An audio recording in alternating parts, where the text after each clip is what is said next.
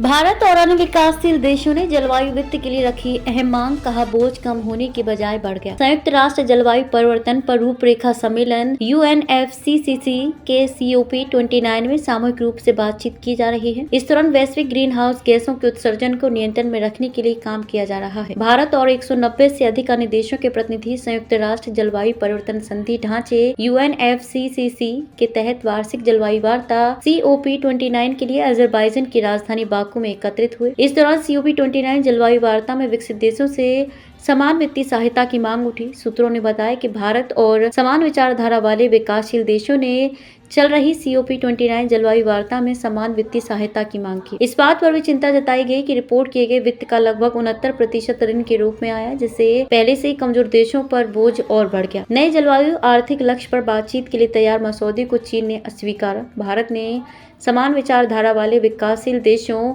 G77 और चीन तथा बेसिक ब्राजील, दक्षिण अफ्रीका, भारत और चीन जैसे प्रमुख समूहों से वार्षिक जलवायु वार्ता में बातचीत की। इस दौरान वह जलवायु वित्त समानता और प्रौद्योगिकी हस्तांतरण की वकालत की। वहीं G77 और चीन संयुक्त राष्ट्र जलवायु वार्ता में लगभग 130 देशों का प्रतिनिधित्व करने वाले सबसे बड़े समूह ने मंगलवार को एक नए जलवायु आर्थिक लक्ष्य पर बातचीत के लिए रूपरेखा के मसौदे को स्वीकार कर दिया। निर्धारित नए लक्ष्यों को हासिल करना अहम मकसद। इसके अलावा इस बार इस समिट का सबसे अहम मकसद निर्धारित नए लक्ष्यों को हासिल करना रहा। संयुक्त राष्ट्र जलवायु परिवर्तन पर रूपरेखा सम्मेलन UNFCCC के 29वें सम्मेलन COP29 में सामूहिक रूप से बातचीत की जा रही है और वैश्विक ग्रीन हाउस गैसों के उत्सर्जन को नियंत्रण में रखने के लिए काम किया जा रहा है। प्रभावी जलवायु कार्यवाही में बाधा डालने वाले बातचीत के दौरान समान विचारधारा वाले विकासशील देशों ने प्रभावी जलवायु कार्यवाही में बाधा डालने वाले दबावपूर्ण वित्तीय अंतराल को दूर करने के लिए सामान्य लेकिन अलग अलग जिम्मेदारियों के सिद्धांत पर जोर दिया। विकासशील देशों ने अफ्रीकी समूह और अरब समूह के साथ मिलकर वर्षों पहले निर्धारित $100 अरब के